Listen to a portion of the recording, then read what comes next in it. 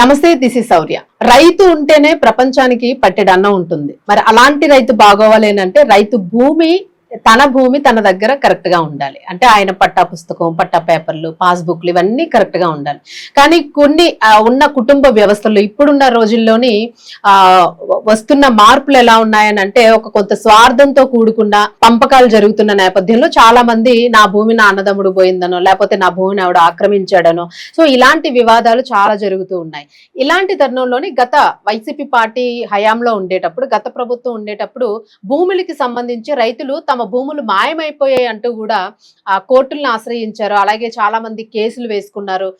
కుటుంబంలో కూడా రకరకాల కలహాలు పడ్డారు. సో వాళ్ళందరూ కూడా ఇప్పుడు కూటమి ప్రభుత్వం వచ్చిన తర్వాత బయటకు వస్తూ ఉన్నారు. ఎందుకు అనంటే చంద్రబాబు నాయుడు గారు ఒక హామీ ఇచ్చారు, ఎవరి భూమి వాళ్ళకే ఉండాలి, వాళ్ళ పాత అడంగల్స్ ఏవైతే ఉన్నాయో సో దాని ప్రకారము కరెక్ట్ గా పంపకాలు ఏవైతే జరిగాయో అవన్నీ కూడా ఎవరి వాళ్ళకి చెందేటట్టు ఆక్రమ అనేది ఉండకూడదు అని చెప్పేసి, సో దీనికోసం మరలా ఒక సదస్సును అయితే నిర్వహించారు తాజాగాను.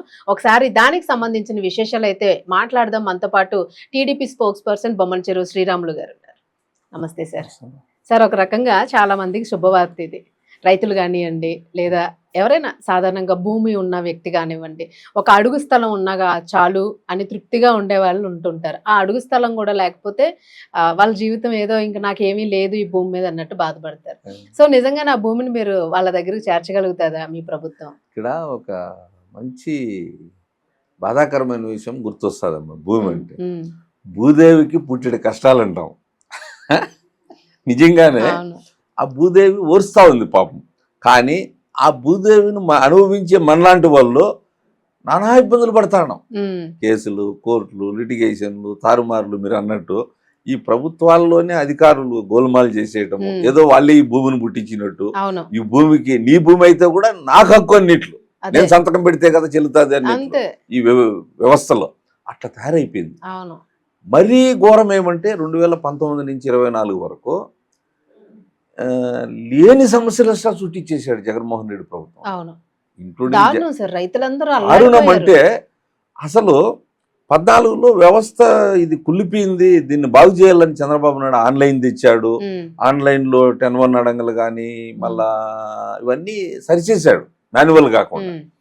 ఆన్లైన్లో నువ్వు భూమి కొడితే వచ్చేది, దానికి కొత్త నిర్వచనం కనిపెట్టి వీళ్ళు బ్లాక్ చేసేయడం.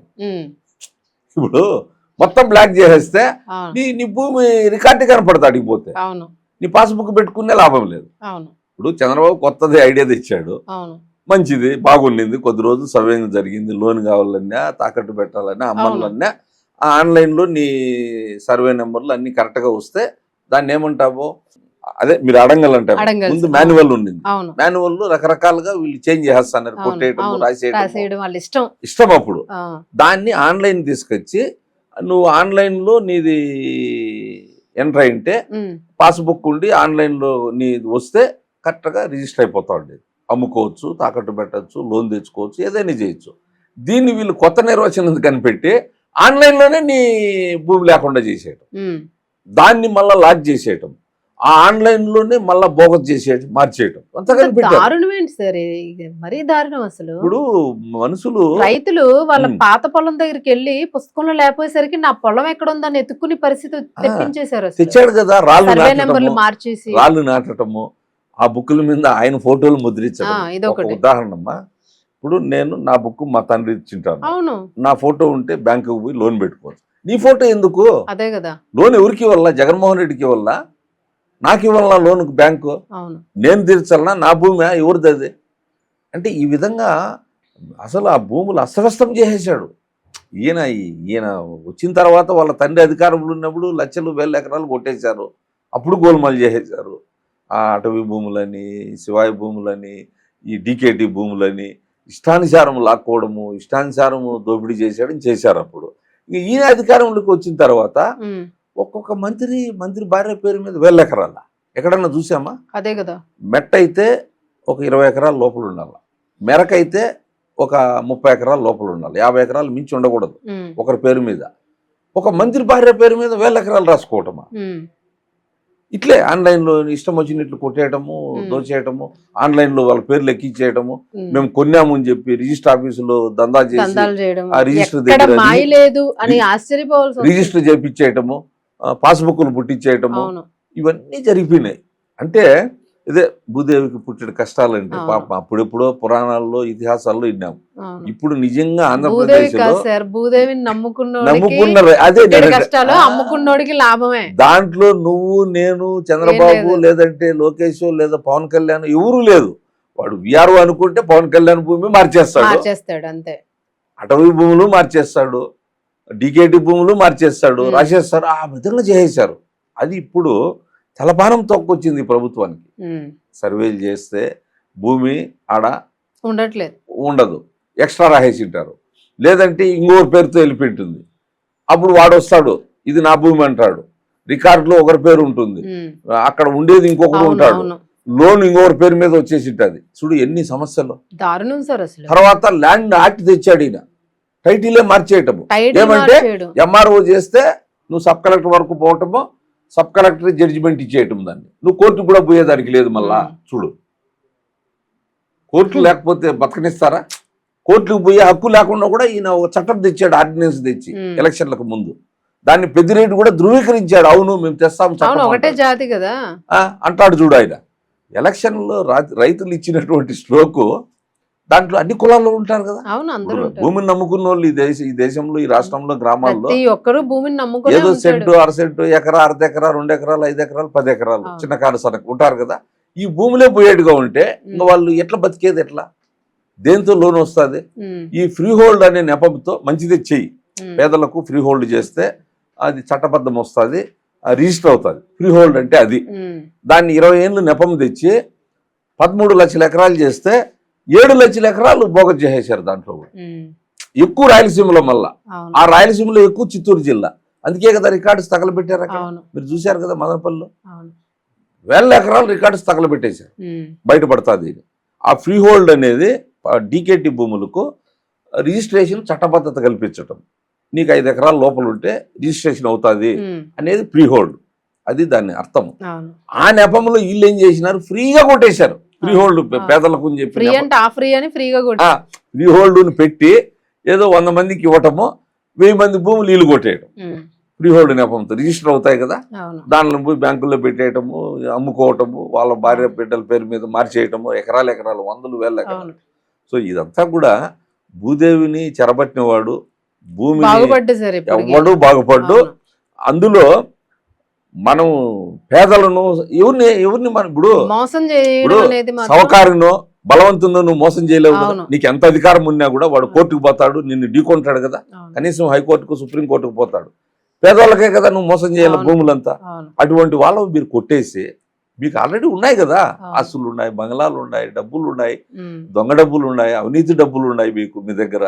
మళ్ళీ భూమి పేదవాళ్ళ దగ్గర ఎవడో పాపం ఆక్రమించుకొని ఏదో 5 ఎకరాలు చేసుకుంటాడు, వాళ్ళని బెదిరించి. ఇప్పుడు వాడు తినే సొత్తు నీకెందుకు? వాడి పాపం వాడు పోతాడు, 5 ఎకరాలే కదా వాడు భార్య బిడ్డలు సాక్కుంటా ఉన్నాడు. ఎవరిదో జమీందారుల భూములు ఏవో ఉంటాయి, ఒక 10 మంది సాగు చేసుకుంటా అంటారు.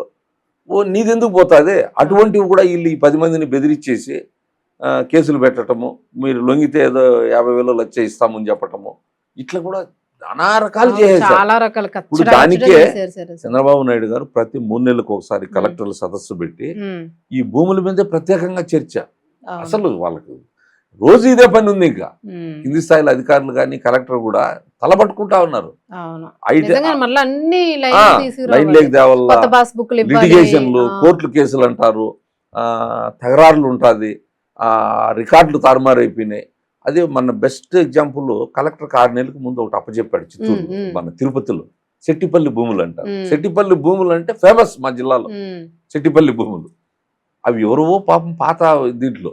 సరే అది చాలా కాంప్లికేట్ క్రియేట్ చేసి దొంగ పట్టాలు సృష్టించి రకరకాలుగా తినేశారు అక్కడ.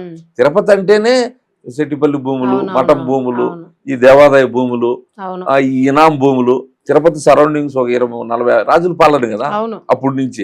దేవుడు రాజులు మాన్యాలు, అదే ఇనాం భూములు అంటే మాన్యము.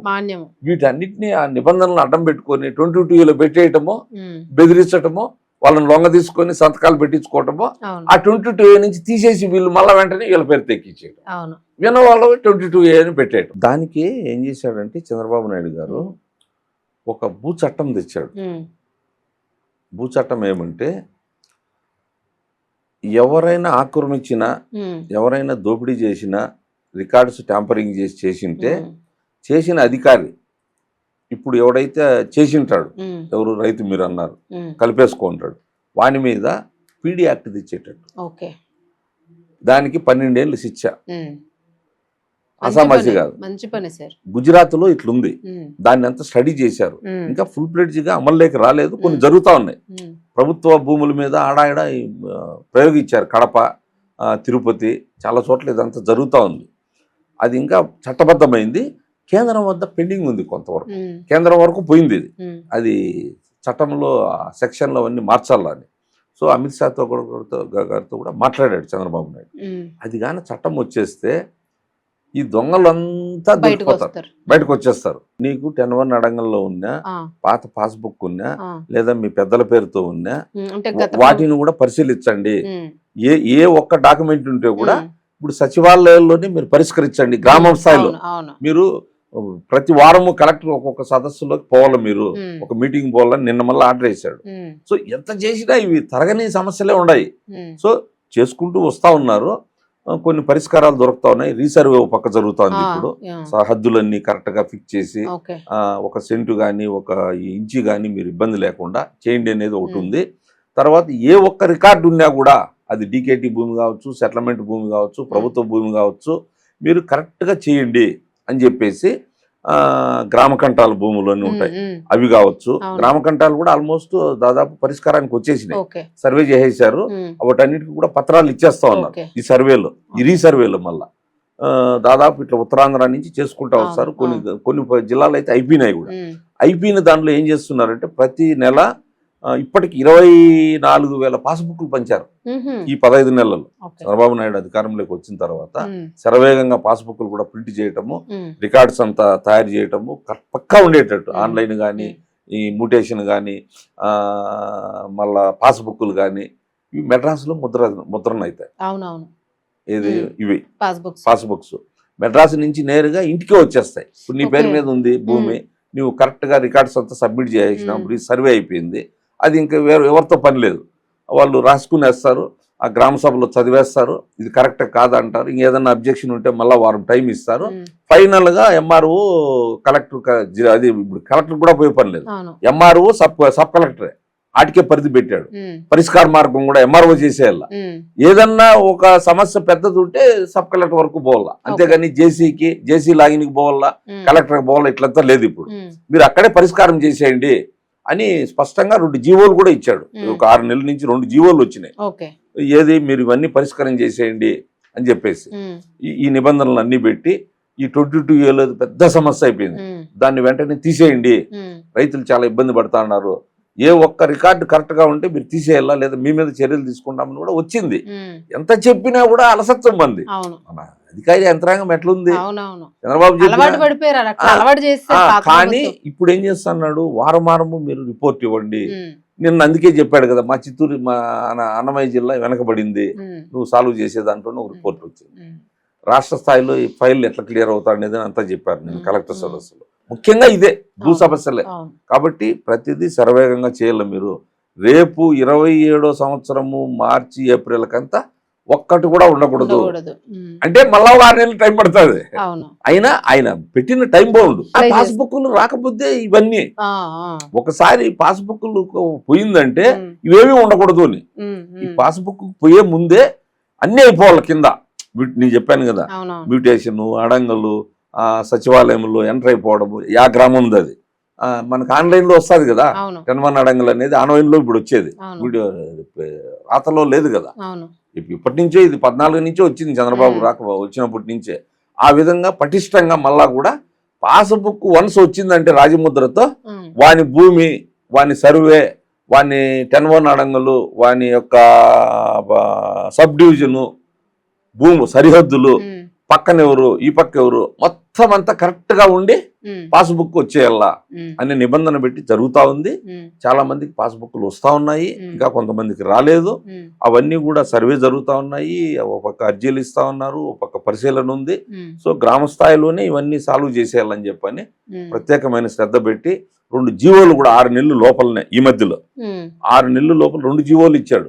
మీరు ఎక్కడైనా అశ్రద్ధ వహించినా సస్పెండ్ అయిపోతారు. 6 నెలలు మీకు శిక్ష, ఎవరికి? అధికారులకు. ట్యాంపరింగ్ చేయకూడదు. తర్వాత ఈ భూ చట్టం అనేది వచ్చేసింది అనుకో, కొత్త పెండింగ్ ఉంది. నేను అది కూడా నేను కూడా ఫాలో చేస్తాను. మా ప్రభుత్వంలో మన రెవెన్యూ మినిస్టర్ నెల్లూరులో కూడా చెప్పాను నేను, ఈ ఫ్రీ హోల్డ్ భూముల మీద పేదలు ఉన్నారు, వాళ్ళు చేసిన పాపాలు ఎందుకు, మీరు వదిలేయండి కొంతవరకు. కరెక్ట్ తెలిపింది అంతా, ఎక్కడెక్కడ ఫ్రాడ్ జరిగిందని తేలింది. అది ఒకటి చేయాలా.